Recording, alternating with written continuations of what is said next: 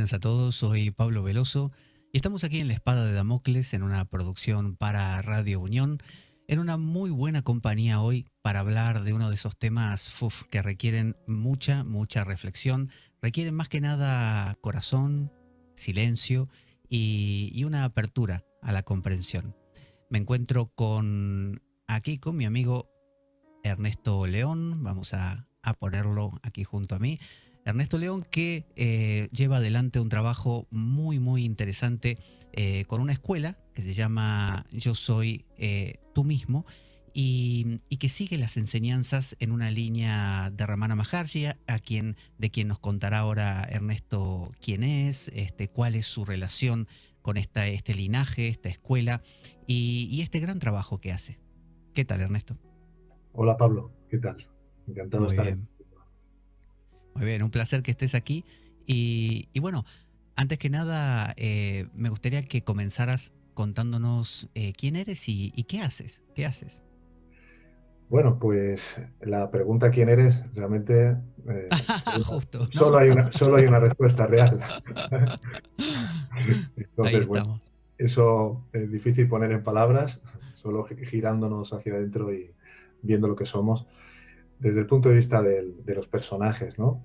Eh, bueno, pues cumpliendo una función en esta escuela que se llama Yo Soy Tú Mismo, y que tiene el propósito de facilitar la integración profunda y práctica de las enseñanzas sagradas de Sri Bhagavan Ramana Maharshi, que es, bueno, pues está considerado como el sabio del siglo XX, uno de los tres titanes, ¿no? De la sabiduría de la no dualidad y de Y la que, Advaita Vedanta.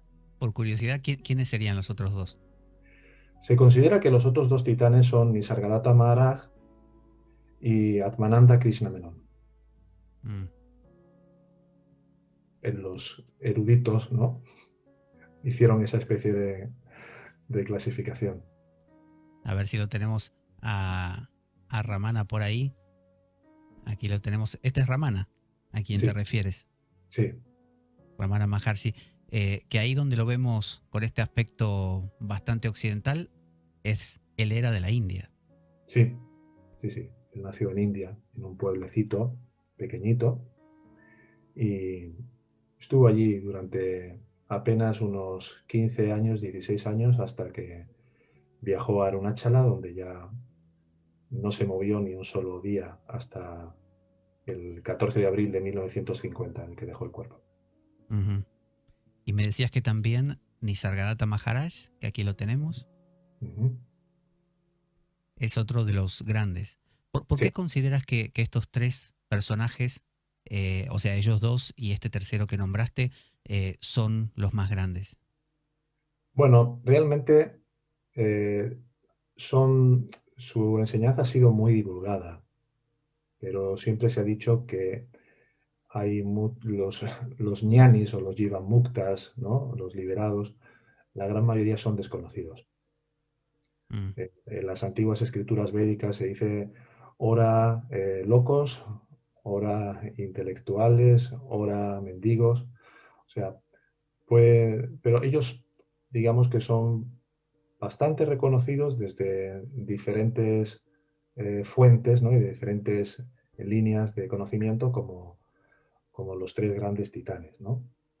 En cuanto a Nisargadatta y Atmananda Krishna Menon, aunque he leído mucho de ellos, mm, no tengo la absoluta certeza como la que tengo con Bhagavan. Pero no, con esto no quiero hacer ninguna diferencia ni a favor ni en contra, simplemente es una certeza que proviene de dentro y que en el caso de Bhagavan pues ha resonado de una manera absoluta. ujú. Y cuando hablas de la enseñanza de Bhagavan, para quien no conozca quién es Ramana Maharshi, ¿qué es lo que transmitió en vida Ramana? Bueno, Ramana Maharshi eh, realmente nos lleva a un conocimiento directo, es una vía directa de lo que somos realmente. Y como él bien decía, si la meta es la pura y absoluta autoconsciencia o Atma Swarupa, donde el tiempo y el espacio definitivamente quedan disueltos al quedar erradicado el ego, el camino más directo no podría ser otro que el llevar a cabo la propia meta, es decir, aprender a establecer nuestra atención en nuestra propia naturaleza. Porque, Ujú. como dice en el versículo 26 de Uladu Narpadu, los 40 versos para la realidad, cuando el ego se eleva, todo florece, el mundo surge después de surgir un cuerpo con el cual se genera la falsa identificación yo soy este cuerpo, o Chidavasa. Y para que realmente veamos que el ego no existe, simplemente es como la serpiente que parece aparecer en una cuerda, la mejor manera de descubrir que el ego es solo una ilusión es mirar fija y atentamente a esa serpiente, o lo que es lo mismo, dejar de atender cualquier fenómeno que sea perceptible por los sentidos y fijar la atención en la conciencia que es consciente. Y eso automáticamente es un acelerador, un multiplicador del avance en cualquier vía espiritual. De hecho, los grandes místicos, desde Toiler, Ruysbrecht, Mm. Chuanze, llegan al final a eso, y la gran diferencia en esta vía es que puedes empezar a practicarlo en la medida que cada uno pueda, que al principio es poco, pero con intentos repetidos, como decía Sadhguru, sostenidos, frescos, intensos, se va produciendo un acrecentamiento de ese cambio brutal de la percepción de uno mismo, en el cual empiezan a disolverse a una velocidad infinitamente superior todas las vásanas, todas las propensiones y tendencias de la mente, deseatorias, de apegos, de miedos, de aversiones. Y entonces Bhagavan nos trajo el gran Brahmastra, que es como se llama el arma suprema del Atma Vichara, como eso, un arma suprema para cortar tiempo y dolor. El que realmente quiera trascender esta ilusión mental y quiera acceder a un nivel de paz profunda y sostenible a través de la autoindagación, que en realidad no es el proceso de secuencia de autopreguntas, esa es solo una parte. Ujú. Se queda ahí, ¿no? El verdadero significado de Atma Vichara es Atmanishta, es ese establecerte y permanecer en tanto que la conciencia. Claro. Y él nos enseñó cómo no hace falta tener que venir vidas y vidas y vidas a través de procesos intelectuales, de grandes estudios, de grandes enigmas, de grandes tratados. De hecho, las enseñanzas de Bhagavan, para mí esto es lo más sublime de todo. Las enseñanzas centrales de Bhagavan, que son Nanyar, Upadesa Undiyar, que es la instrucción espiritual, Uladu Narpadu, Guru Vachaka Kobai y los versos, ¿no? Los 108 versos, ¿no? Eh, son una condensación perfecta de todos los tratados de los Upanishads, de los Vedas, de los Brahmasutras, de los comentarios de los Upanishads. Es como si me gusta poner este ejemplo, es como si fueras a hacer, imagínate, un examen de final de universidad, ¿no? Mm. Te presentaras a los 5 años de una carrera, por ejemplo, como derecho. Bueno, según la Advaita tradicional, tendrías que estudiar pues una piscina entera llena de tratados, ¿no? Todo lo que estábamos diciendo, ¿no? Pero si estudias en profundidad y sobre todo aplicas desde el minuto uno lo que se dice en estas 5 obras, sacarías matrícula de honor y te ahorrarías cientos de horas de lecturas, de años de disertaciones espirituales y filosóficas. Y Ernesto, en esas obras, ¿qué es lo que encontramos? Porque así como lo cuentas, parece súper apetecible y uno dice, quiero saber qué tienen esas obras dentro. ¿Qué contienen? Pues cuando se produce el Sahaya Nirvikalpa Samadhi, que es el estado final, donde queda erradicado completamente el ego, donde se trunca el nudo Granti, que es el nudo que aúna la conciencia con el cuerpo insenciente Yada, hay un conocimiento absoluto de la realidad y se puede plasmar con gran simpleza, con gran concisión y con claridad profunda la esencia de la ruta para regresar a nuestra naturaleza real y para poder establecerse en ella. Es decir, las obras de Bhagavan, Pablo, tienen un lenguaje muy claro, muy simple, pero la profundidad del mensaje es insondable.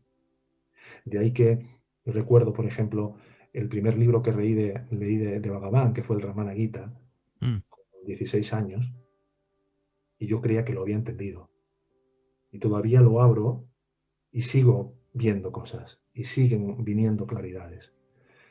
Entonces, es de una profundidad tremenda y no necesita uno tener que ingerir cientos y cientos de obras cuando un ñani es capaz de condensarte de una manera tan precisa, tan elocuente y tan profunda todo lo que es la ruta de dirección de ir hacia adentro, donde el estudio y la reflexión de las enseñanzas, que es lo que se llama el Sravana y el Manana, ¿no? Mm. Realmente han de representar solo una pequeña parte.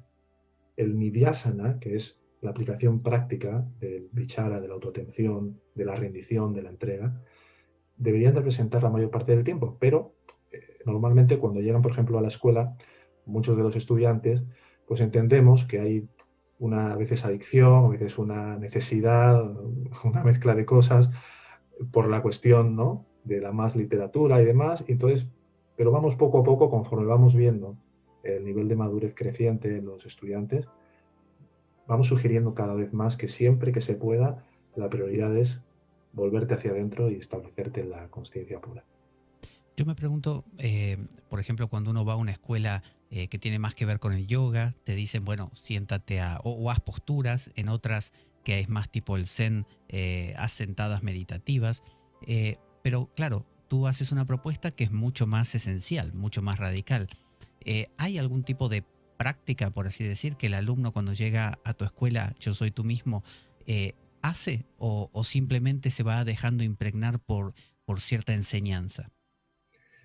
Es muy buena tu pregunta y te agradezco además que la hagas porque efectivamente somos conscientes de que las personas que llegan a la escuela llegan en diferentes momentos, ¿no?, en diferentes niveles de conciencia dentro de los ámbitos de la percepción.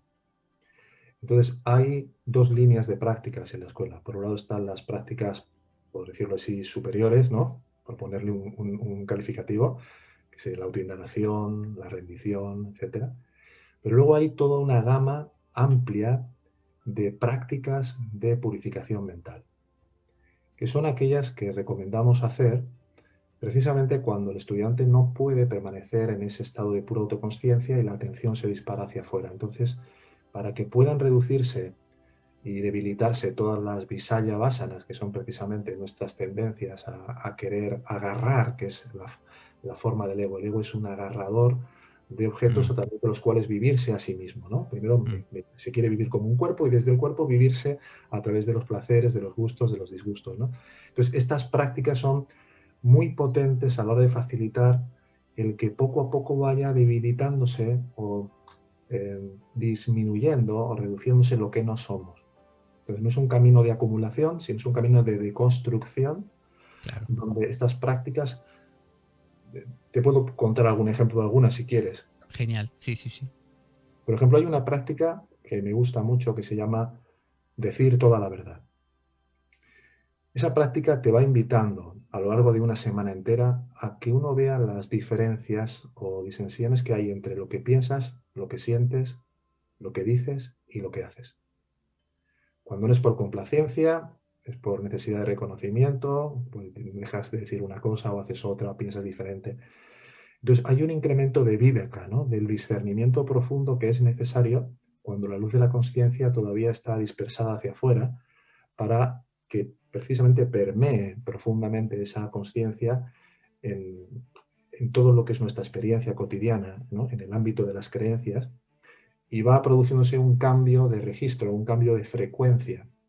Bhagavan comentaba algo muy bello, bueno, Sadhu Om lo refrescaba, decía, en la aguja hay un componente magnético y cuando tú acercas un imán a una aguja, no lo absorbe completamente, si está a una cierta distancia. Poco a poco se va produciendo una mayor atracción porque las moléculas de la aguja, que son realmente y contienen la misma naturaleza del imán, tiene que ir preparándose para llegar a la frecuencia total donde pueda ser completamente disuelto en la fuente o en la unidad, ¿no? Algo así un poco como la recomendación que el propio Sadhu hacía de caminar en torno a la colina de Arunachala era un poco así como la metáfora, la analogía de esta aguja. Al ser un lugar sagrado, Ujú. por lo que representa, eh, va uno poco a poco, en la medida que uno va girando, va uno disolviendo la individualidad, terminando de disolver todo lo egoico. Ernesto, ¿qué es esta colina de Arunachala?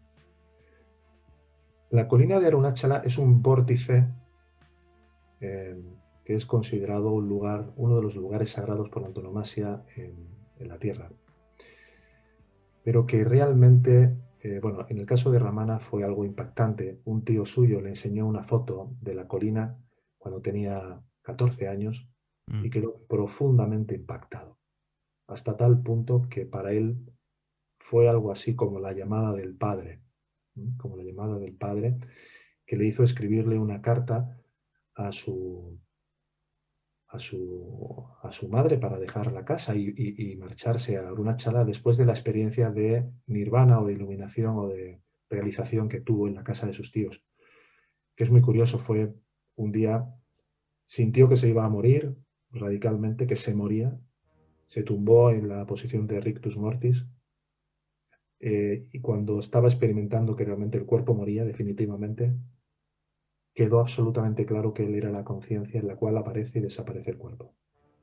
O una radicalidad de tal calibre, se giró 180 grados, como se dice en la enseñanza. Ya en ese giro final es cuando automáticamente queda erradicado el ego para siempre. Entonces, a partir de ahí, se dice que el joven Venkataraman dejó la carta a su madre con 14 rupias que tomó y se fue a Arunachala. Pero la realidad es que no hubo ningún cuerpo que fuera para allá. Desde la perspectiva del Añani, que es aquel que todavía vive identificado como una forma y como un cuerpo, ahí aparecía, ¿no?, el cuerpo de aquel joven que llegó al templo en Tiruvannamalai, se rapó la cabeza, dejó todos sus bienes y todas sus pertenencias, se bañó en el río según la tradición y caminó después de un tiempo en el templo, terminó en la cueva de Virupaksha, que es donde estuvo 13 años absorto completamente en el estado de Sahaya Samadhi, que de nuevo, a la luz o a la vista del Añani, hay cambios de estados en un ñani. Lo mismo habla contigo, que lo ves leyendo un periódico, que lo ves con los ojos cerrados, ¿no? Pero su estado ya es eternamente el mismo, no cambia, desde Esta, la perspectiva. esta colina, Ernesto, es una colina que solo se encuentra, digamos, en la India o que vive en nuestro interior. Es realmente cuando Adi Shankara, por ejemplo, llegó a poca distancia de la ciudad de Tiruvannamalai, no necesitó entrar.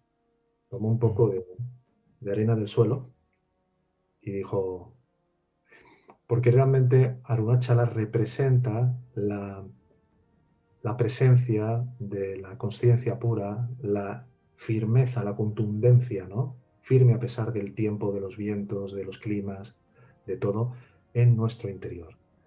Es eso realmente a lo que evoca Arunachala más allá de la aparente forma física. Arunachala es el yo que brilla en nuestro corazón, Ujú. eternamente. Entonces, cuando una persona común, imaginemos a alguien que va a su oficina cada día o va al trabajo, o toma el metro y tiene esa dispersión habitual que a todos nos aqueja y llega porque te conoce, dice, te encuentra, no sé, en las redes, escucha esta entrevista y dice, bueno, me voy a acercar a Ernesto a ver cómo puedo cambiar mi vida, cómo puedo transformar esta locura, este vértigo en algo diferente. ¿Qué es lo primero que debería hacer esa persona? Bueno, normalmente nosotros hablamos todos los días entre unas 8 y 10 personas al día. De las 8 a 10 personas con las que hablamos cada día en entrevistas personales, aproximadamente 8 o 9 terminan dejando la entrevista y volviendo a ver el canal o yendo a otra cosa, porque somos radicalmente francos con ellos, en el sentido de decir, mira, este no es un camino para mejorar tu película. Esta es una vía para terminar con la idea que tienes de quién crees que eres. Y eso realmente terminará con todo el sufrimiento, pero para eso va a haber que hacer un trabajo interior. Y aquí es donde muchos empiezan rápidamente ¿no? a renquear a la derecha, a la izquierda y salen pitando. Pero está bien, porque sabemos, y en este sentido no nos gusta hacer concesiones, que esta es una vía final con independencia del nivel de conciencia en el que se encuentre quien llega. Porque esto es curioso. Una persona que llega, siempre decimos que hay como, entre comillas, dos requisitos, ¿no? O bien que uno se haya dado cuenta, en cierto grado en su corazón, que nada de este mundo te va a poder ofrecer una verdadera felicidad, que ni las relaciones, ni los trabajos, ni las casas, ni los coches. O bien que la persona haya llegado con un cierto grado de sufrimiento ya de muchas cosas y realmente quiera dejar de alimentar una búsqueda y estar dispuesto a resolver definitivamente, ¿no? Entonces ahí notamos cuando la persona realmente no viene buscando alimentar más esa búsqueda de más y más y más, sino que viene con una disposición realmente a entregarse a un camino de corazón y a querer de verdad trascender ese sufrimiento. Y ahí inmediatamente, cuando notamos esto, lo primero que le decimos es que probablemente sea necesario hablar alguna que otra vez, ¿no? Y hacemos generalmente una bienvenida a los estudiantes que llegan.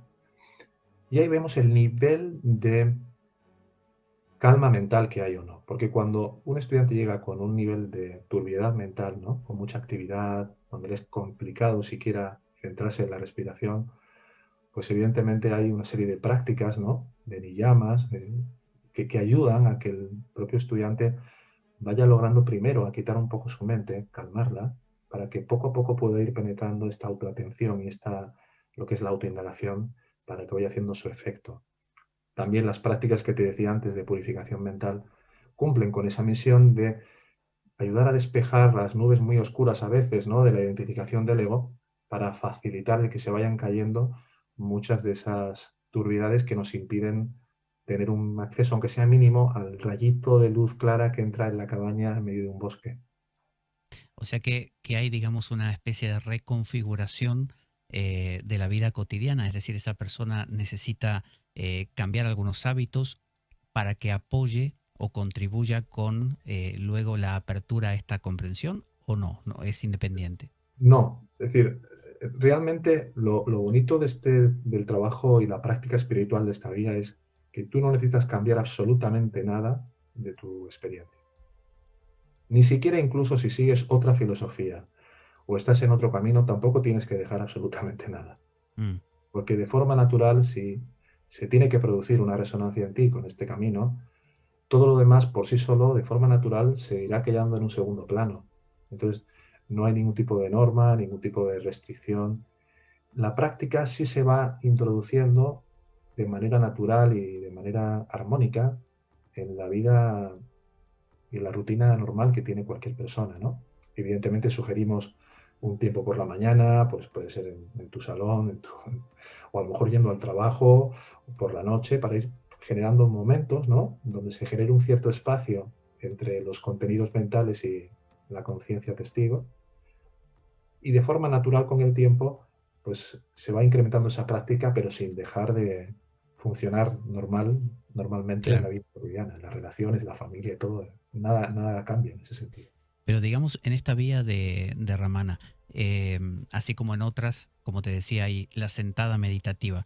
En este caso, hay una meditación en el sentido de me inmovilizo, cierro los ojos y durante 40 minutos, una hora, estoy centrado, no sé, en un mantra, en algo así. ¿O es una práctica que se hace conduciendo, caminando, trabajando, hablando? Esta práctica, como es, simplemente consiste en que ahora, por ejemplo, aparentemente estoy atendiéndote a ti porque la mirada está hacia ti, pero lo que le da luz a los ojos para ver está siendo consciente de sí misma. Entonces, puedo estar aquí hablando contigo o podemos estar jugando a las cartas. Nada tiene por qué arruinar la atención de lo que realmente soy, por muy atractivo que sea lo que aparezca en nuestra experiencia, ¿no? Pero sí es cierto que cuando, como te decía, cuando alguien llega a la escuela y su mente está muy, muy cargada y mucha identificación, angustia, miedos, tensiones o lo que sea, en esta escuela le facilitamos una ruta completamente a medida para que la persona pueda ganar ese espacio de silencio y de paz entre la conciencia que es consciente, ¿no?, de todo el deambular de fenómenos, pensamientos, emociones y demás, y el propio y estos contenidos. Porque hasta que no ganan una cierta distancia, pues sí es necesario encontrar un ratito por la mañana, que puede ser sentado en la postura del loto o en una silla o en una hamaca, ¿no? Es decir, Claro.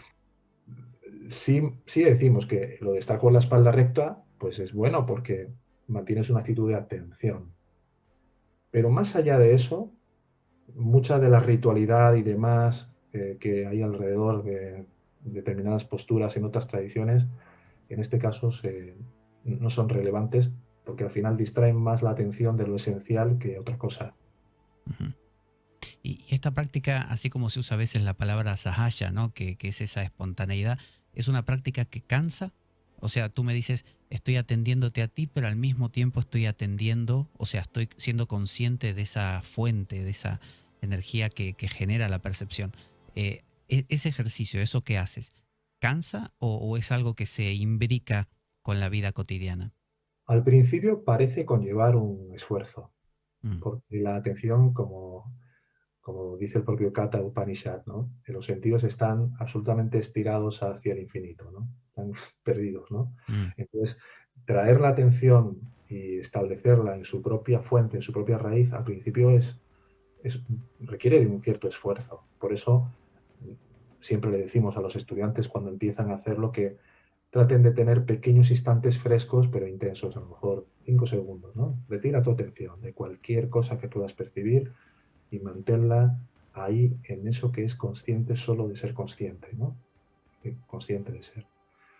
Con el tiempo, esto se va ampliando y llega un momento que por la propia práctica se da naturalmente que puedas estar atento a la carretera conduciendo o claro, a un amigo como ahora hablando y tu atención principal, substancial, está en su raíz.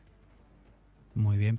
Y entonces, cuando una persona empieza en la escuela, empieza a hacer esta clase de práctica de tomar conciencia y luego se le hace algo natural.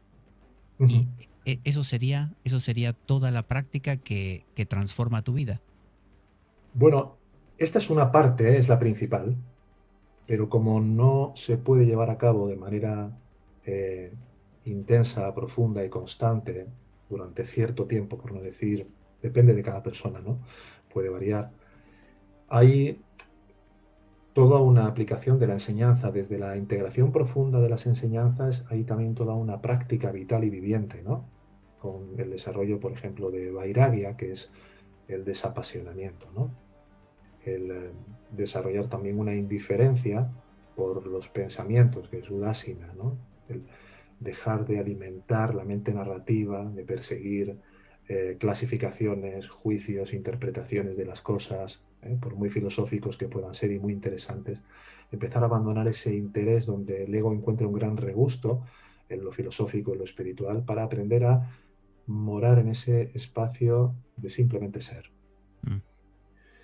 Y luego, dentro de la enseñanza también, pues de forma natural, todo aquello que pueda dar lugar a una reafirmación del ego, a un querer aparentar algo, querer llevar la razón, querer resultar interesante, querer o buscar reconocimiento, eh, y una actitud también de completo servicio constante en tu relación con todo el mundo. O sea, es una enseñanza integral conforme la vas estudiando y la vas practicando.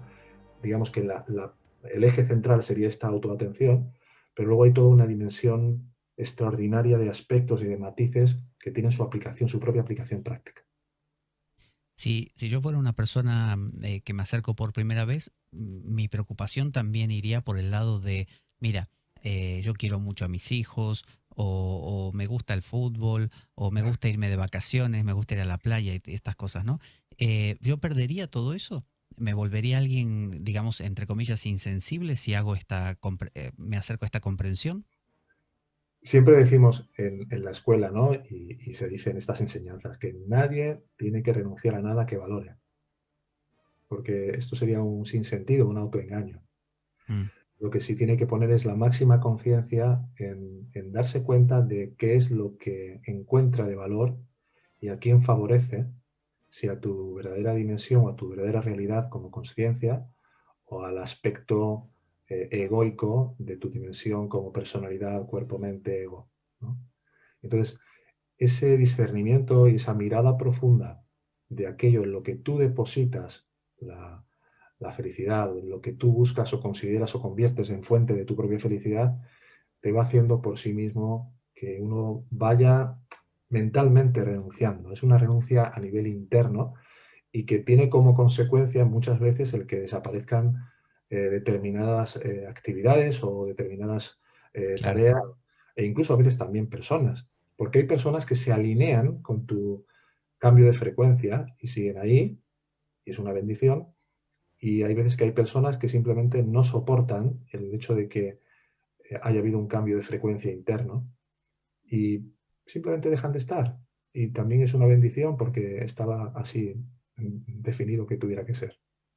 y podría pasar, Ernesto, también que aquellas relaciones que llamamos tóxicas, esas relaciones basadas en el abuso mutuo, en la manipulación, en un requerimiento excesivo del otro, en juegos de poder, empiecen a desaparecer también. Se produce una transformación profunda que a veces denota o tiene como consecuencia o desenlace, como te decía, el que haya personas que no estén preparadas para ese alineamiento y desaparecen. Otras encuentran una resintonización en la medida que uno no apoya y deja de ser condescendiente y complaciente con todo ese tipo de autoengaños, ¿no? De manipulaciones, de Mm, sabotajes, etcétera. muy bien, muy bien. Cuando hablabas de la desaparición del ego, eso es algo que tú mismo dijiste a mucha gente, es como que le da un reparo. Más de uno preguntará, oye, pero si desaparece mi ego, ¿no desaparezco yo? Tú dijiste al principio, ¿te acuerdas cuando te pregunté Sí. quién eres? Y tú me dijiste, bueno, esa es la pregunta. ¿Quién soy yo si puede desaparecer mi ego y seguir siendo? ¿Quién soy? Muy interesante tu pregunta, porque, mira, hasta el propio Ken Wilber, por ejemplo, que está considerado uno de los grandes eruditos o pandits de la conciencia, ¿no? Vamos Habla a de ponerlo. que, habla de que el ego que persiste tras una iluminación, tras una realización, es un ego funcional, ¿no? Queda un ego funcional ahí. Y esto da pie a que mucha gente interprete que después de una completa y absoluta realización, realmente hay un ego que puede persistir. En realidad no es así. Lo que quiere decir es que el ego, en realidad, desde el punto de vista más elevado, a lo cual se llega después de todo este trabajo que estamos hablando, es conciencia. Cuando dice Bhagavan, por ejemplo, en una de sus obras, Mm, que cuando miras fijamente al ego, este toma vuelo, lo que está queriendo decir es que es un fantasma sin forma que solo parece aparecer cuando nuestra atención está volcada hacia afuera. Entonces, por ir al grano de tu pregunta, cuando llega un momento en el cual la atención, por haberse debilitado todas las tendencias, todas las basanas de buscar apetitos, gustos, deseos, anhelos, se termina por quedar firmemente anclada en su propia naturaleza, lo que desaparece es este fantasma sin forma. Y al desaparecer completamente el fantasma sin forma, como nos dice Bhagavan en el versículo 54 del Guru Vachaka Kovai, el ojo infinito solo puede verse a sí mismo. Mientras que el ojo finito, que es la idea o el concepto de Dios que tenemos de nosotros mismos, solo puede percibir cosas semejantes. Entonces, ¿qué es lo que queda después de la completa erradicación del ego? La única realidad que siempre es, siempre ha sido y siempre será, que es la conciencia eterna e indivisa, la conciencia pura, que es el silencio perpetuo y perfecto. Y ahí no cabe lugar para nada más. claro. No hay otros, no hay yoes, no hay túes, no hay nada. O sea que si nosotros conversáramos desde la conciencia, yo diría yo y tú dirías yo y somos el mismo yo. No podríamos hablar salvo que, como es el caso de Bhagavan, hubiera una función muy específica para aparecer dentro de este sueño imposible y dar lugar a un aprendizaje de retorno al hogar. Y, Porque cuando las gentes hablaban con Ramana, creían que estaban hablando con un cuerpo, porque no claro, claro, podían ver otra cosa que no fuera su propio cuerpo, claro. representado ahí afuera. Pero en realidad es su gurú interno el que estaba tomando una determinada forma temporal, en este caso la forma de Bhagavan, para facilitar esa comprensión de la enseñanza que les permitiera volver a la conciencia, a la fuente. Y pero, por ejemplo, a los demás, en el caso que tú y yo, por ejemplo, pudiéramos llegar a esa disolución, a esa totalidad, y no tuviéramos ese impulso, no propio, sino de la totalidad misma de transmitir una enseñanza, ¿qué pasaría con nosotros? Hay un plan perfecto, y esto en todas las tradiciones místicas auténticas se explica, ¿no? En el cual tarde o temprano, como Jim Carrey en la película del show de Truman, algo en el escenario empieza a parecernos que no cuadra, ¿no? O el Mm, foco que se cae del techo o cualquier cosa, de repente nos dice, aquí hay tongo, ¿no? Y generalmente a raíz del sufrimiento, a raíz de experiencias, generalmente suele ser así, llega un momento en el que uno busca respuestas. Y buscas respuestas, empiezas a ir hacia adentro, empiezas a plantearte todo esto que parece tan real, puede ser la realidad, cuál es la realidad, quién soy yo. Y eso en todos y cada uno, tarde o temprano se presenta y a partir de ahí solo es cuestión de tiempo que empiecen a presentarse todas las posibilidades y todas las soluciones y todos los caminos necesarios para que finalmente uno pueda llegar a una total liberación. En este mm. sentido, las enseñanzas de Ramana Maharshi representan una vía directa y corta. Y con esto no quiero decir que no pueda durar varias vidas, pero O- si, como dice Bhagavan, la meta debería de ser el camino, si tú quieres llegar a la conciencia infinita, lo que más te va a llevar a ella es poder vivirte y reconocerte desde ya, desde el punto que sea en el que estés siempre que puedas. En tanto que eso, esa conciencia infinita que es nuestra verdadera naturaleza, es el mayor destructor de todas las vasanas, que son todas nuestras propensiones a vivirnos y considerarnos lo que no somos. Es como si pusiéramos qué prefieres, ¿no? Para iluminarte, ¿no? Y poder leer un libro. Un foco como este, que es una luz pura y directa, o una luz indirecta que está medio entremezclada, con mucha teoría, con muchos manuales, con muchos libros. Pues si te dicen que la luz directa es la luz original y esa es la luz que más cura, te meterías, ¿no? Debajo de esa luz todo lo que pudieras, ¿no? Otra cosa es que claro. mientras no puedes estar bajo ella, pues uno tiene que tratar de estudiar, de comprender y de integrar, ¿no? Pero hace un ratito decías que había gente que tenía esta entrevista contigo o con las personas que trabajan contigo y de repente de varios, como dice el Bhagavad Gita, ¿viste? Muchos me buscan y de los muchos algunos se acercan y finalmente uno solo me encuentra. Em, Tú dices, todas las personas en algún momento tienen esta necesidad de acercarse. Se hacen la pregunta de Truman Show. Pero por otro lado me dices, hay gente que se acerca pero después abandona. ¿De qué depende que alguien como tú siga este camino de corazón y otras personas no lo hagan? Mira, hay durante cierto tiempo el ego se apodera de la búsqueda espiritual y lo convierte en una especie de ansiolítico para el dolor, como una especie de sucedáneo o alternativa de la tele, del libro, de la pareja, de no sé qué, y se cuentan que realmente están interesados en un trabajo interno. Entonces, cuando llegan y te cuentan que están interesados de verdad en un trabajo interno y se desarrolla una cierta conversación, hay veces que se ve muy claro por los propios comentarios, por lo que se va conversando, que realmente, porque empiezan a surgir las excusas muchas veces, ¿no? Sí, pero bueno, pero yo es que tampoco tengo mucho tiempo, pero si hay que meditar, yo tampoco quiero meditar, y esto me lo pueden ustedes enviar, y si hay que asistir a una clase online, pero yo no, realmente no puedo. Bien, entonces, yo te voy a contar, ¿no? Una especie de ¿podéis hacerlo por mí, por favor? Claro, termina casi diciendo, oye, ¿y podrías hacerlo por mí?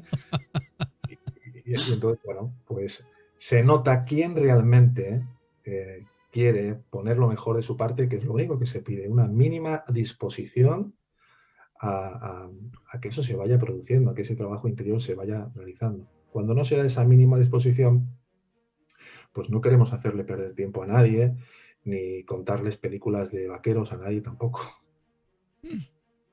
Muy bien, muy bien. Y cuando hablabas esto de la muerte, me decías, esto requiere varias vidas. Para este camino, para un ñani, para un sabio, ¿no? ¿Qué es lo que significa morir? Porque cuando Ramana estaba en sus últimos momentos con este cáncer que le tocó padecer, los discípulos en uno de sus escritos dice que le preguntaban, le decían, no, pero maestro, usted va a morir, se va a ir. Y él decía, ¿a dónde creen que voy a ir yo? ¿A dónde voy a ir? ¿Qué es la muerte para un ñani? Precisamente hay una frase que compartíamos hoy. No sé si puedes poner la página Sí. de la escuela, un momentito, porque está fresca, es de esta mañana y tiene justo que ver con lo que estás preguntando. Parece que lo hubieras preparado, Pablo. No, no, no, no. Eh, esta, ¿no?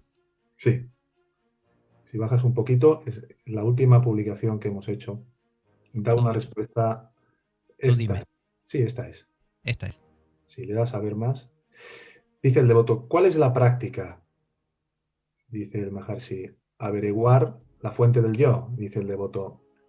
Ese era el estado antes del nacimiento de uno, y dice Bhagavan. ¿Por qué debería uno pensar en el nacimiento y la muerte? ¿Naciste realmente? La elevación de la mente, o del ego, se llama nacimiento. Después de la mente surge el pensamiento del cuerpo, y se ve el cuerpo, entonces el pensamiento del nacimiento, el estado antes del nacimiento y la muerte, el estado después de la muerte, todos estos son tan solo expresiones de la mente, ¿no? Tan solo provienen de la mente.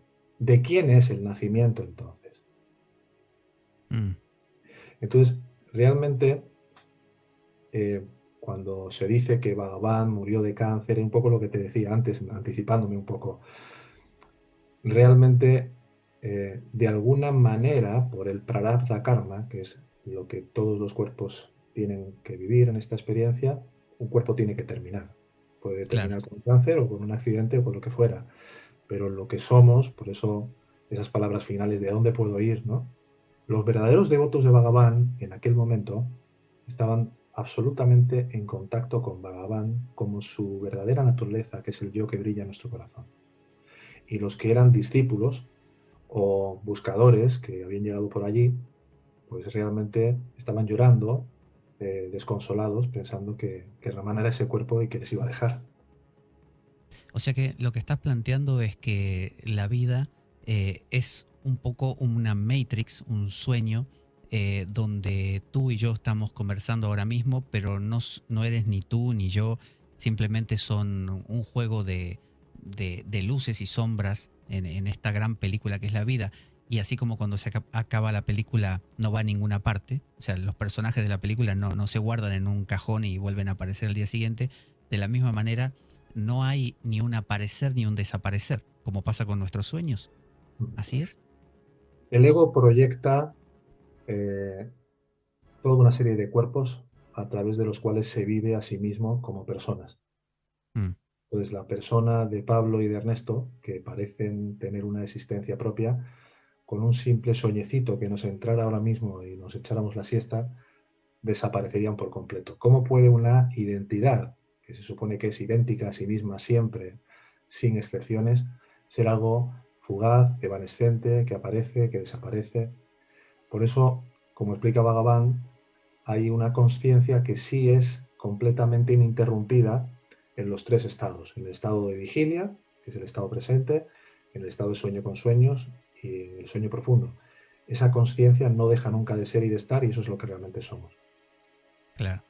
Ahora, si una persona pensase, bueno, aguanto esta vida, total, con los dolores que apareja, total, cuando termina, se acaba.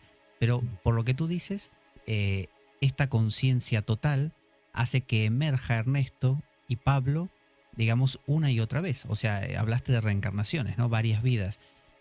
el ñani que llega a esta comprensión, digamos, ¿no tiene necesidad de volver a aparecer en el sueño o sigue apareciendo pero con conciencia? En el ñani ya no hay ego.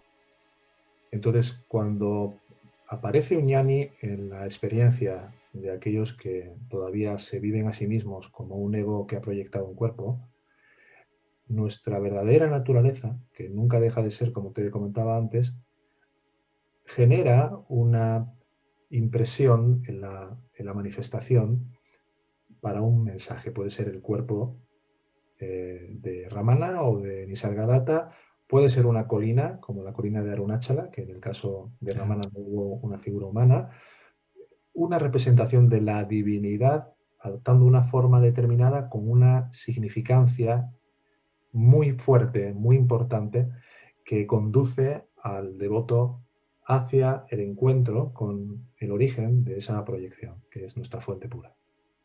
Ujú. Y una vez que se llega a ese punto, eh, digamos, no vuelve a haber otra emergencia de esa conciencia. O sea, yo me llamo Pablo, Sí. soy un personaje de este gran sueño. De alguna manera llego a esta comprensión. Mi ego se diluye para siempre.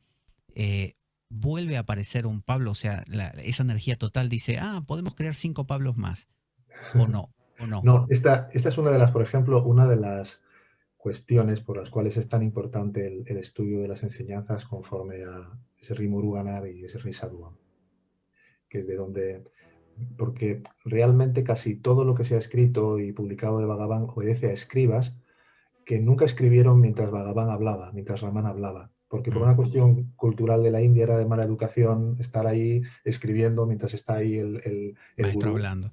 Claro, entonces muchos llegaban a su casa al cabo de no sé cuántas horas y empezaban a escribir lo que habían entendido, imagínate. Y una de las cosas que explicaba Sadhu Om y Sri Muruganar en este sentido es que la conciencia es indivisa.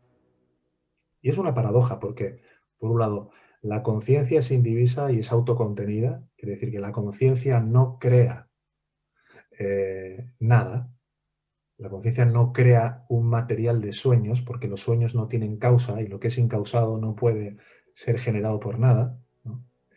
Pero paradójicamente, en el momento en el cual parece haber aparecido este sueño desde el punto de vista del soñador, hay una llama ahí, una presencia de la chispa divina, de lo que realmente somos, de esa conciencia, que nos permite, por volvernos hacia ella, darnos cuenta de que simplemente habíamos tenido una pesadilla.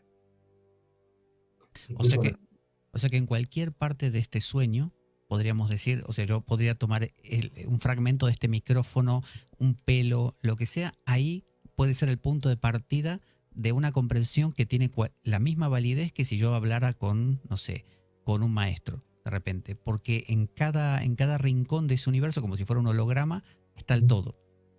sí, el substrato de todo aquello que parece ser real, que no son más que construcciones mentales, sean imágenes, sonidos, sensaciones y demás, el substrato, la sustancia, Bhagavan decía que era porulo, vastu, de todo ello es la conciencia. Sobre esa conciencia, que es lo único real, aparece todo un sueño de repente, que no está hecho de la conciencia, como mucha gente cree, porque simplemente es una aparición.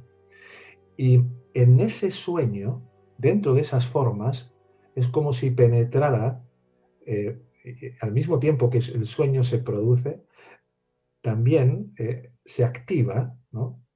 Esta chispa divina, esa conciencia, que en nosotros, como cuerpos-mente que estamos soñando y creemos que somos, va a dar lugar a, dado que nuestra capacidad de comprensión, de entendimiento está basada en los 5 sentidos, a que podamos percibir a través de cualquiera de los 5 sentidos un elemento dentro del sueño que va a ser el que nos catapulte hacia adentro, por Claro. generar un interés de devoción, de anhelo, de recuerdo.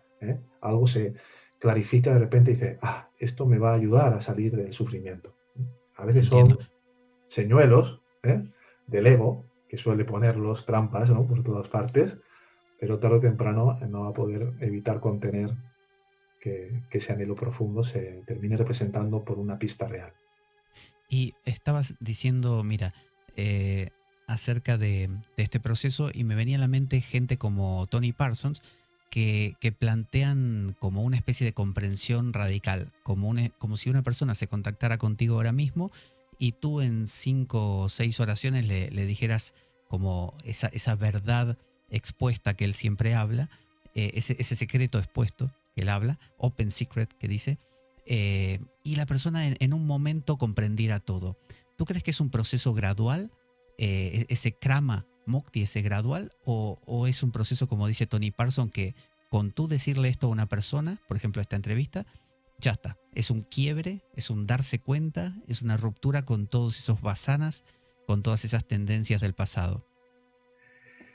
No lo dejaría solo en Tony Parsons, Pablo. O sea, te puedo decir, por ejemplo, A ver. hasta, hasta la defensa del propio David Goldman, que es el biógrafo de Ramana Maharshi, hablando de Papaji, de que realmente Papaji, cuando le ponía las manos a determinados devotos, ¿no? Podían darles.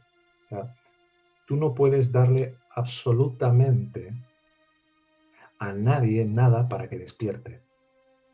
Ni Mm, incluso el propio Bhagavan podía darle a nadie nada para que se realizara. Es tu frecuencia, tu nivel de conciencia, que llega a un punto en el cual sintoniza, como la aguja que te ponía en el ejemplo de la analogía, con el imán, que permite que uno esté en contacto con, ¿no? Ahora, en relación a esto que comentas, ¿qué ocurre? En todo el neo-advaita, en todo el pseudo-advaita, hay muchas vertientes que se han ido generando del advaita como una tradición que era secreta, era una tradición mm, realmente secreta antes. Y, y en todas estas vertientes, al final, hay una profunda negación de la práctica espiritual. De que realmente, solo por decir un porcentaje, que no es ni mucho menos el acertado, Pablo, pero creo que me vas a entender, a lo mejor el 0,01% tienen un despertar radical e instantáneo, como el que tuvo Agabán, ¿no? claro. Como el que tuvo Robert Adams. En el resto, por ejemplo, en Nisargata fueron 3 años que se subió al piso de arriba de la casa de uno de sus hijos cuando dejó casi todos los negocios de venta de cigarrillos que tenía, ¿no? Y estuvo 3 años ahí porque su maestro Sidran Masbar me ha dicho que yo me fije en la conciencia pura y ahí me establezco, y tuvo una determinación, y también lo pudo hacer porque ya venía muy cocinadito y probablemente sus masanas estaban preparadas para que, ¿no?, que pudiera llegar hasta ese nivel de fijación tan intensa, ¿no? Pero Pero, pero Ernesto, disculpa que te interrumpa. ¿Qué pasa si yo tengo 70, 80 años y me acerco a tu escuela, me cuentas todo esto y yo te digo, pero ¿sabes qué? A mí me quedan, no sé, como mucho 20 años para poder trabajar todo esto. Cuando alguien está así, ¿qué sucede con la cercanía de la muerte, me refiero? pues mira, me gusta contarles una anécdota que solía contar Robert Adams, de los dos monjes que se acercaron a su maestro, y el maestro primero tomó a uno y le dijo: oye, ¿qué querías preguntarme? Dijo: pues mira, quería preguntarte sobre cuánto crees que me queda para la iluminación, ¿no? Y al primero le dijo: mira, ¿sabes qué? Yo creo que pueden quedarte como unas 5 o 6 vidas, porque por lo que he visto en ti, bueno, el discípulo empezó a llorar, a patalear, a gritar, pero qué tipo de escuela es, qué tipo de práctica, ¿no? Y cuando se acercó al otro maestro, perdón, al otro discípulo, y le preguntó lo mismo, le dijo: puede que sean 3 o 4 vidas, empezó a saltar de alegría. Y dijo: qué bendición que no sean 100. O sea, cuando viene alguien, y tenemos algunos estudiantes en la escuela con estas edades, siempre les decimos: nadie puede arrogarse el derecho ni absolutamente el conocimiento de saber cuánto es lo que la gracia nos tiene destinado y por cuánto tiempo. El que parece estar más apegado y estar más lejos del amor del ser, en cualquier momento puede recibir un impacto profundo de devoción y de entrega, y en 3 años terminar todo esto y liberarse por completo. En otros puede ser que dure 3 o 4 vidas. Entonces, si no lo sabes, ¿por qué no te empleas en ello? Como decía el Buda en sus últimas palabras: luchad incansablemente por vuestra salvación. ¿Por qué no te entregas con todo tu corazón, con todo tu amor en esta enseñanza, en esta práctica, para que los años que te quedan de vida sean lo más puros, lo más limpios, lo más felices, lo más en paz posible. Ujú. Y generalmente lo ven, generalmente lo ven. Porque igualmente te aporta una calidad de vida diferente, porque imagino que al vivir no desde un ego que siempre está queriendo combatir y salirse con la suya, sino desde una distancia esa de la conciencia, ¿no? Que observa todo desde el observador, el testigo, el sakshi, eh, la vida se vuelve mucho más apacible. Sí, porque curiosamente, aunque todo lo que está destinado a ocurrir, como el propio Bhagavan le dejó a su madre escrito en aquella carta, ¿no? Va a suceder por mucho que te empeñes en que ocurra lo contrario y por mucho que trates de evitar que algo acontezca, pues eh, igual, realmente hay un punto aquí curioso y es que parte del prarabdha karma que se articula a través de los pensamientos que van apareciendo en la conciencia.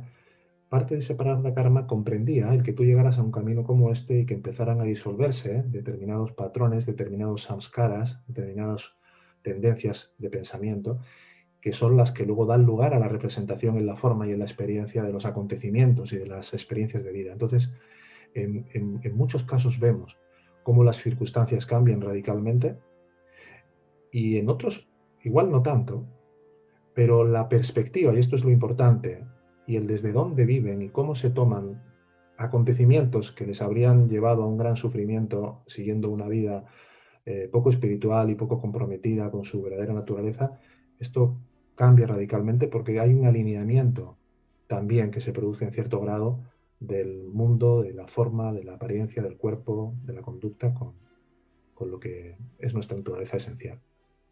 Y alguien podría preguntarse también si yo llevo una vida así, ¿no? Y ya he avanzado bastante en esta actitud apacible y tranquila. ¿No me vuelvo menos efectivo para ser, no sé, alguien potente en el trabajo? No sé, alguien que está en una empresa y quiere progresar y quiere sacarla adelante. ¿No me vuelvo alguien? Porque claro, cuando nosotros observamos, no sé, a Ramana, y vemos esa figura de sabio, bueno, justo ahora aparece otra imagen, pero de sabio sentado, descansando. Eh, ¿Cómo despegarnos de esa idea y darnos cuenta que sí vamos a ser funcionales en esta sociedad o es que no lo vamos a hacer? ¿Cómo es? Mira, el mejor ejemplo siempre es el ejemplo de Bhagavan, ¿no? A las 5 de la mañana estaba allí pelando patatas en la cocina como un campeón, ¿sabes? Sí. Le veía a cualquiera que dejara de atender a un animal o dejara de algo por medio, era el primero que se daba cuenta de todo. Esto es una absoluta falacia, ¿no? La idea de que uno se vuelve catatónico por el hecho de ensimismarse y te vuelves pasivo. Todo lo contrario, es decir, ¿cuál es la energía que nos provee de fuerza y de intensidad al cuerpo para poder moverse durante el día? El sueño profundo, que es realmente donde la conciencia está en sí misma. Entonces, cuanto más te atiendes a ti mismo, cuanto más te reconoces por lo que realmente eres, mucha mayor concentración, mucha mayor eficacia, mucha mayor honestidad. Y puede ser que el prarabdha karma de tu cuerpo-mente o el destino de tu cuerpo-mente sea el tener que llevar una fábrica con 200 personas. Bueno, pues lo harás con muchísima mayor eficacia y con muchísimo mayor compromiso y responsabilidad de que lo habrías hecho si no hubieras entrado en una vía así, de lo grande Y, que sos. y si, por ejemplo, mi prarabdha karma, que sería, para que se entienda, las tendencias que ya están en marcha, conductas, hábitos que ya están en marcha y no pueden detenerse, que me hacen ser quien soy, ¿no? Que me hace que me guste el helado de chocolate y no el de vainilla. ¿Qué pasa si tengo basanas y por lo tanto un prarabdha karma que me lleva a tirarme en sillón a ver Netflix? Bueno, aquí está, hay dos esferas que nunca colisionan entre sí. Una es la esfera de la voluntad y otra es la esfera del destino. Bhagavan siempre decía que mientras nos sigamos preguntando en relación a estas dos cosas es porque aún no hemos comprendido suficientemente lo que opera a un nivel muy profundo en este sentido. Y, y en este sentido, el deseo de querer algo, que es lo que se llama el Kriyas Vatatran. Kriyas Vatatran, el deseo de querer, ese es inamovible. Nadie nos puede limitar, ni el destino, ni el prarabdha puede limitar nuestro deseo de querer que algo ocurra, ¿no? Por ejemplo, o de desear que algo pase o que no pase, ¿no? Precisamente ese deseo de querer que algo pase o que algo no ocurra contribuye al debilitamiento de estas visaya vasanas, de esas tendencias. Luego está el otro ámbito de la voluntad, que es el Kriyas Vatatrantan, no me acuerdo muy bien de la segunda parte, que tiene que ver con el deseo de hacer, la libertad de hacer que algo termine por acontecer, ¿no? Ahí puede ser que haya acciones que estén predestinadas y por lo tanto formen parte del prarabdha karma que acontezcan, pero hay otras acciones que pertenecen a la esfera de la voluntad exclusivamente. Entonces, ¿qué quiere decir esto? Que en la medida que una persona que llegue a un camino como este tenga la mejor actitud posible para no dejarse arrastrar por sus tendencias, estas van a ir debilitándose. Y luego están las sat vasanas, que son aquellas tendencias que provienen de la consciencia chit, de nuestra naturaleza Claro. real. Entonces, en la medida que yo alimente, fortalezca y refuerce todo aquello que obedece a esas pasanas o tendencias nobles o puras, por decirlo así, ¿no? Del servicio, de la compasión, de la humildad, etcétera, etcétera, y no alimente y no refuerce las tendencias oscuras, por decirlo de alguna manera, o malas, ¿no? Eh, va a tener un impacto muy importante en cómo yo viva lo que sea que tenga que acontecer. Cuando presentas todo este recorrido y la idea también de escuela, uno se imagina como niveles, el primer año estudio tal cosa, el segundo año el otro y después alcanzo como una especie de diplomado. ¿Hay un nivel, unos niveles así, unos escalafones de ese estilo? ¿O es más una enseñanza que te va acompañando y que es más o menos la misma y es un tutelaje de tu parte y de los que te acompañan hacia aquel que camina este camino? En este sentido, como te comentaba, creo que antes de empezar la entrevista, tanto Angie como yo, como colaboradores que están en la escuela con nosotros cada mes, como Michael James, eh, siempre decimos que no hay maestros en este camino. La única verdadera referencia es ese yo que brilla en nuestro corazón. Entonces, los niveles de conciencia a los cuales cada cual se encuentra, de forma natural, se van sucediendo en una ascensión dentro de los niveles de la percepción, y eso está al margen de cualquier tipo de estructura, de cualquier escuela, de cualquier camino. Sería un condicionamiento por nuestra parte arrogante pretender saber en qué siguiente clase le toca al otro para llevarlo como en un colegio, ¿no? Claro, claro.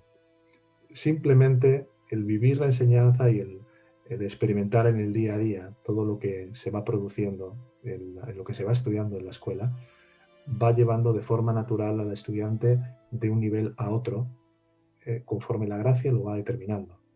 Y eso está más allá de cualquier control, de cualquier estructura. Y ahora, yendo a la escuela en sí, eh, digamos, hay este tutelaje de parte de tuya y de los que te acompañan. ¿Cómo es? ¿Es diariamente? Yo, por ejemplo, me acerco por primera vez y que por correo, por videoconferencia, ¿de qué manera es que se produce ese acompañamiento? Hay varias formas y posibilidades de poder pertenecer, ¿no? A la escuela, dependiendo del nivel de compromiso que cada cual quiera adquirir, ¿no? Desde todo lo que divulgamos por el canal de YouTube, Yo Soy Tu Mismo Ser, como lo que compartimos en las redes sociales y demás. Luego hay un segundo escalón, por decirlo así, que es a través del aula abierta, que es una clase que realizamos eh, una vez al mes, concretamente el segundo domingo de cada mes, Ujú. durante 2 horas, bueno, donde exponemos temas centrales de las enseñanzas y también hay tiempos para preguntas y respuestas. Y luego hay un tercer nivel en el que es cuando tenemos esta entrevista que te comentaba, Sí, y donde pues sí hay ciertas personas que realmente quieren llevar a cabo este trabajo de un mayor acompañamiento, de una mayor orientación por parte de la escuela y demás. Y se vive a través de clases semanales, clases que ya se hacen cada semana, online, a través de videoconferencia por Zoom, y con también un acompañamiento, pues con prácticas que les enviamos, con foros donde pueden compartir a lo largo de la semana, de diferentes tipos. Tienen un contacto con nosotros a través del correo electrónico. A veces también les enviamos, sobre todo a los que van llegando los primeros meses, pues hacemos algunas reuniones de apoyo, de acompañamiento, algunas plantillas que les enviamos para ver cómo se están sintiendo, qué dificultades están encontrando y poder estar muy cerca a lo largo del proceso. Luego, a partir de ahí, cuando ya llevan cierto tiempo, ya de alguna manera han sintonizado con la enseñanza y están ya practicándola, pues hay estudiantes que tienen sesiones individuales, a veces sesiones de pareja, a veces sesiones familiares también, depende de lo que estén viviendo claro. eh, con nosotros. Y incluso también hemos hecho algún retiro. Lo que pasa es que desde la situación del COVID, pues no lo hemos vuelto a proponer hasta que se normalice un poco todo esto. Ernesto, ¿cómo es el acercamiento? Si yo quisiera, por ejemplo, acercarme a la escuela, ¿hay algún correo, hay algún teléfono, hay algún modo de conexión? Sí, lo que recomendamos siempre es enviarnos un correo a hola, está ahí puesto, se ve en pantalla, hola arroba yo soy tú mismo.com. ¿En qué parte de la pantalla lo tenemos? Justo debajo de donde pone Escuela de Advaita Vedanta, en verde, pasa que se ve un poco difuminado, arriba, más arriba, a la derecha de la foto de Ramana, justo ahí en verde. Hola Ah, arroba, vale, vale, vale. Sí, sí, es que hola, no lo veía por la cámara, está bien. Hola, arroba, yo yo soy tú soy, mismo.com. sí. Entonces, si nos envían un correo ahí a hola arroba yo soy tú mismo.com, lo que les plantearemos es una conversación normal, cordial con la persona que se ponga en contacto con nosotros para ver un poco, conocer cuál es su motivación, qué es lo que realmente anhela, cómo se siente, cómo se encuentra, cuál es un poco su camino antes y a partir de ahí pues podrá seguir los pasos, ¿no? Para poder iniciar. ¿Y hablarían contigo o puede tocarle hablar con otras personas que también están a cargo? Podría hablar con otras personas o conmigo, depende del día, de la hora, pero normalmente con cualquiera de nosotros iba a tener una conversación muy clara, muy honesta de nuestra parte y con la mejor disposición para tratar de dar en el kit de lo que esa persona está realmente buscando. ¿Y hay gente de todo el mundo en la escuela? Sí, tenemos estudiantes de Australia, de India, de Argentina, de Colombia, España, Estados Unidos. Son todos de habla hispana, eso sí, porque todo se transmite en habla hispana, a excepción de cuando interviene Michael James, que lo hace en inglés, pero también tiene una traducción simultánea. Vamos a poner aquí la imagen de Michael James, si la tengo por algún lado. Bueno, no la encuentro ahora. Aquí está, Michael James. Ahí va. Michael James trabaja así codo a codo contigo en la escuela.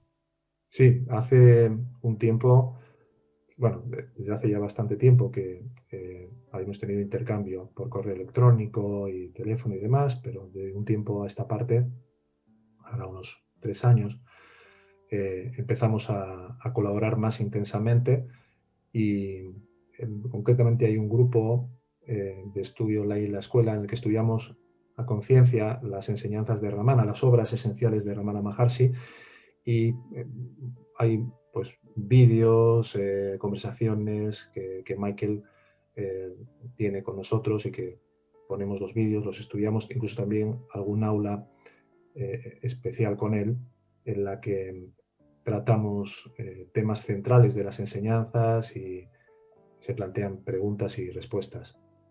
Y en cuanto a libros, Ernesto, ¿qué recomendarías? ¿Acercarse a la escuela y que la escuela te sugiera o hay alguna bibliografía que alguien podría como acercarse como primer acercamiento a esta filosofía?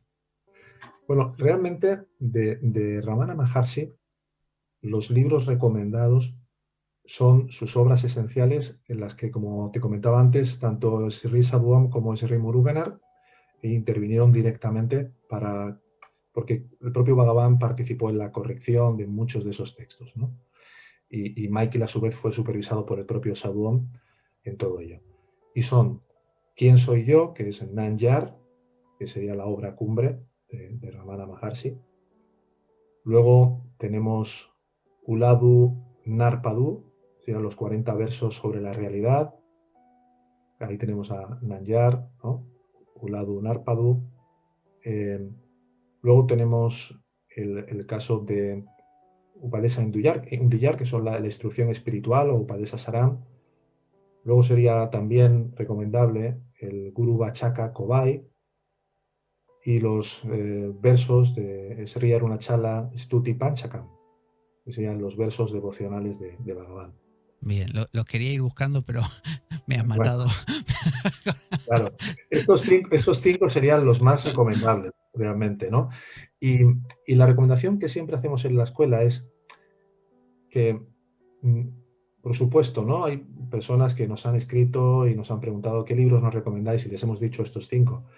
Lo que marca una gran diferencia a la hora de estudiarlos dentro del seno de un grupo de estudio es que lo que, por ejemplo, te hablo de mi caso, ¿no? Lo que supuso muchos años de lecturas incompletas donde la comprensión llegaba hasta un determinado punto, en la escuela, fruto de haberlo, digamos, digerido durante los últimos, en mi caso, los últimos 32 años, pero en el caso de Michael, por ejemplo, 40 años, y además participó, como explicaba, con Sadhuam en toda esa traducción, es acelerar mucho la comprensión clara y profunda de lo que ahí está, para que luego también tenga como consecuencia una aplicación práctica mucho más profunda y genuina, teniendo en cuenta de que al igual que el Buda hace 2500 años o el Cristo hace 2000 años, Ramana, ¿no? o Robert o Nisargadatta representan los Budas vivientes de los últimos 100 años del siglo XX, poder tener la clarificación y el desmenuzamiento en un aterrizaje de la enseñanza a tu vida práctica para entenderse mejor, considero que es algo realmente fundamental y de gran servicio, de gran ayuda para el que lo quiera tomar, ¿no? Pero no obstante, ya el hecho de por sí, de coger un libro de estos y empezar a saborearlo y empezar a vivirlo con el corazón abierto, es de una gracia infinita. Claro, porque mucha gente que consiga esta bibliografía va a toparse con palabras en sánscrito, como estas, como vasana, como, no sé, samadhi, Y quizá te diría que eso es lo que menos dificultad va a conllevar. Sí, claro. Claro, por ejemplo, ahora estaba preparando traduciendo un artículo para el grupo de estudio de Ramana Maharshi, donde explica Sadhuam que lo que se pone entre paréntesis en un verso en concreto del Evangelio del Maharshi, ¿no? El Maharshi's Gospel, no es lo que realmente Bhagavan quería decir. Y así te podría enumerar cientos de casos, de detalles, de las cartas a Ramanas Ram, de día a día con Bhagavan, de las conversaciones con Ramana 1, 2 y 3, te podría seguir diciendo. Entonces, ¿qué ocurre? Que siempre decimos que es una gran bendición el que, bueno, pues que Sadhuam y Muruganar, a través de Michael, llegaran a esta escuela para poder clarificar todas estas cuestiones que incluso en lo que se registró por escrito en las obras a veces no está suficientemente clarificada lo que era la verdadera intención de Bhagavan en el contexto específico y a las personas en particular a las que les estaba diciendo lo que se les estaba diciendo. Claro, claro. Claro, fuera de contexto uno lo puede interpretar de diferentes maneras. Sí. Qué bueno. Entonces, mira, volvamos aquí a mostrar, así no nos olvidamos del contacto, básicamente, que me interesa mucho porque como está medio velado, para que lo podamos recordar, es hola@yo soy tú mismo. hola@yo soy tú mismo.com. Ese es el correo mediante el cual, de cualquier parte del mundo, podemos escribir a la escuela Yo Soy Tú Mismo, justamente, que dirige Ernesto junto con colegas que van, espera que vuelvo aquí, van trabajando en pos de transmitir y clarificar esta enseñanza, porque tú hablas de Ramana, pero estás diciendo que lo que nos llega de Ramana no es lo que a veces Ramana quiso decir, y por eso tú apelas a Sadhu Om y a Murunagar, que son aquellos que estuvieron cerca de él y por eso pueden decirte, no, mira, cuando dijo tal cosa y está escrito en tal libro, en realidad no se refería a eso. Es que ese Sri Muruganar, por ejemplo, Pablo, fue uno de los codificadores del diccionario tamil de la época. Estuvo 32 años con Bhagavan, fue el devoto que más años estuvo junto a él y que además realizó el ser en su presencia. De pocos devotos, Bhagavan certificaba esto, ¿no? Su madre, la vaca Lakshmi y Muruganar y poco más. Y Entonces, este Ganapati Swami que estaba siempre con él, ¿no? Ese no. bueno, yo no recuerdo ahora, puede ser que haya en alguna de la literatura de los devotos, ¿no? Algo al respecto. Íntimamente creo que sí, ¿vale? Íntimamente creo que sí. Pero Bhagavan no era muy dado a decir, toma, aquí tienes el certificado de ñani, ¿no? Claro, claro. Entonces no me atrevo a asegurarlo con la certeza con la que sí lo digo de Sri Muruganar, por ejemplo. Entonces, claro, el caso es que cuando Michael llega en 1976 al ashram de Bhagavan, con quien se encuentra es con Sadhuam, el cual había estado con Sri Muruganar durante muchos años en la misma trabajo. Entonces son los albaceas de la enseñanza pura de Bhagavan y por eso es una gran bendición el poder prestar este servicio, porque ellos estaban dedicados completamente día y noche, mirando cada verso, cada coma, cada letra, y donde Sri Muruganar decía, sí, sí, sí, Bhagavan dijo esto aquí, aquí, aquí, además esto me lo corrigió, y aquí me dijo, cambia esta coma y pon esta tilde. Entonces, es extraordinario, ¿no? El servicio para la humanidad. Yo creo que dentro de 200 años en las universidades, al igual que se ha hablado, ¿no? de textos sagrados, se dirá, pues, estos dos señores tan humildes, Claro que sí. tan sencillos, porque a Sadhuam, por ejemplo, le fueron a buscar de San José de California para que montara ashram si estuviera allí a su nombre, y él dijo, si Bhagavan está aquí en mi corazón, ¿dónde tengo yo que ir? ¿No? O sea, eran de una humildad tan infinita. ¿Viven todavía, Ernesto? No, Sadhuam dejó el cuerpo en 1985 Es el y mayor que vemos aquí. no, el de la izquierda es Sadhuam, el mayor es el que está sentado, Sri Muruganar, que dejó el cuerpo antes. No sé si en 1973 o por ahí. Mm, muy bien.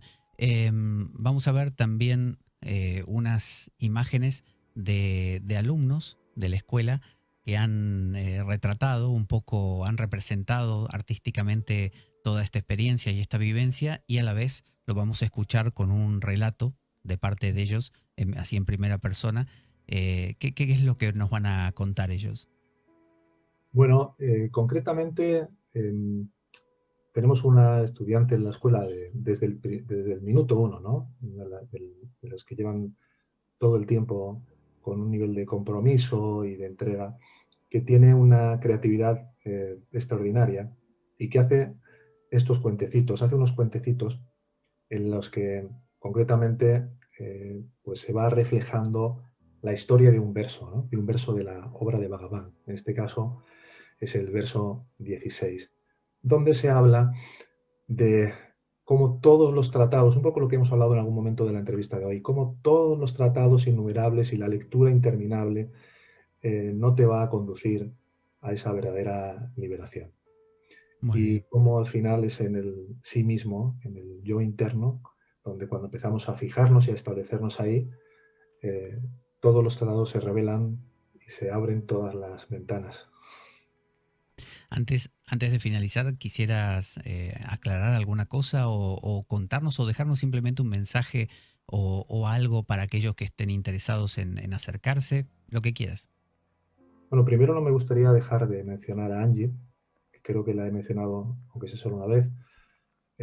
Angie es mi esposa y es un pilar importantísimo, ¿no? En la escuela. Siempre está como Sadhuam en un segundo plano, pero su nivel de entrega y de compromiso con todos los estudiantes es extraordinario y quiero hacerle, ¿no? un reconocimiento, ¿no? porque, bueno, generalmente ella es, no, sal tú, habla tú, ¿sabes? Y su trabajo es muy, dentro de que todo está hecho por Bhagavan, pero me gusta decírselo porque es así. Y para las personas que, bueno, hayan podido sentir en esta entrevista de alguna manera algún tipo de llamado, solo decirles que estamos completamente entregados en cuerpo y alma, como se suele decir, por un propósito que nos supera y que nos rebasa por completo, que es el de apuntar siempre a que el estudiante que llegue se aprenda a girar poco a poco hacia adentro y encuentre ese gran tesoro que es nuestra naturaleza real, y cómo con las prácticas sagradas, con los satsang que vivimos cada semana, se va produciendo una depuración profunda de todas las tendencias que nos conducen al sufrimiento, y que ellos mismos podrán probarlo, podrán vivirlo si lo desean, y aquí estaremos para atenderles. Muy bien, Ernesto. Yo quiero destacar que, bueno, hemos podido ver la tranquilidad y el espíritu apacible que tiene Ernesto a la hora de contar estas cosas, y también se nota cuando alguien lo vive de corazón, ¿no? Cuando no es un discurso simplemente por, no sé, haberlo adquirido y repetirlo como disco rayado, como se dice, sino que lo dice realmente desde el corazón. Así que eso lo aprecio y lo valoro mucho, y te agradezco que hayas estado este ratito aquí charlando en la espada de Damocles. Y bueno, cuando quieras, como suelen decir, esta es tu casa, bueno, cuando quieras volvemos a tener una bonita charla como esta. Gracias a ti, de todo corazón, Pablo, y enhorabuena por el trabajo que estás haciendo también, llevando a muchas casas y a muchas familias en esta situación que estamos viviendo, posibilidades de paz y de amor en su vida. Muchísimas gracias, Ernesto. Hasta siempre. Hasta siempre. Hola hermanos, pues bueno, como vosotros sabéis, yo estoy apuntado en los 3 grupos, Ramana, Satsang y Experiencial, y si tuviese que decidirme por uno de los 3, obviamente el Experiencial sería el último, lo tengo clarísimo, pero yo creo que es el que más me aporta, porque sé que es el que le da más guerra a mi ego, el que menos ganas tengo de escuchar, pero es el que me pone los temas encima de la mesa y me da más claridad sobre lo que soy y en el momento en el que estoy. Entonces, es eso. Si fuese una labor del ego, escogería a los otros, pero sé que realmente el que más me está aportando es el experiencial. Espero que os sirva. Un abrazo. El grupo experiencial es un espejo perfecto donde uno puede ver todas aquellas partes del personaje que interpreta y que aún no ha podido reconocer como partes suyas. Una vez que estas partes están reconocidas e integradas, el mismo personaje empieza a disolverse y entonces comienza a quedar la esencia, el propio ser. En el grupo de estudio de la enseñanza de Ramana Maharshi, lo que está ocurriéndome desde hace ya años es el aumento cada vez mayor de la devoción y de la entrega, la comprensión profunda y real de la enseñanza. Es para mí el máster de la escuela, en donde se profundiza en la reflexión conjunta de la enseñanza. Soy David del grupo Yana Marga, donde estudiamos los satsangs de un verdadero yani. En mi caso no entiendo muy bien cómo sintonice mejor con el discípulo que con su maestro, Ramana. Quizá por la cercanía en el tiempo en que vivió Robert, por haberse dirigido a estudiantes occidentales o por el sentido del humor que tenía. Sea como sea, en los 10-11 meses que llevo, mi percepción de la realidad ha cambiado radicalmente. Se han empezado a derrumbar ciertos paradigmas muy fuertemente arraigados en mi vida. Esto, por supuesto, requiere de mucho tiempo, paciencia, cariño con uno mismo, porque no es sencillo ni nada agradable en algunos casos asimilar lo que aquí se dice.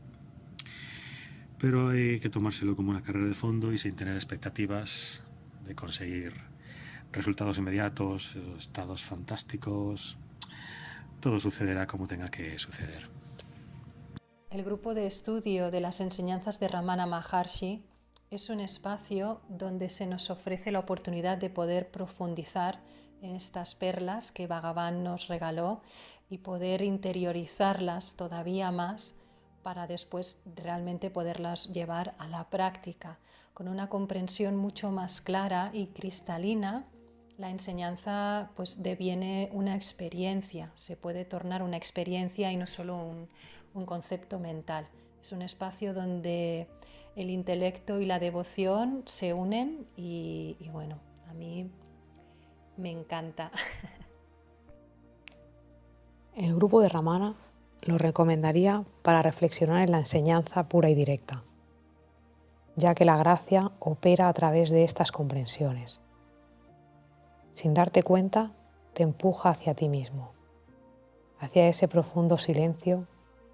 Permanecer en el ser al ir integrando con las lecturas, versos y cantos. Enciende la devoción y la rendición, y cada vez arde con más fuerza Ramana en el corazón.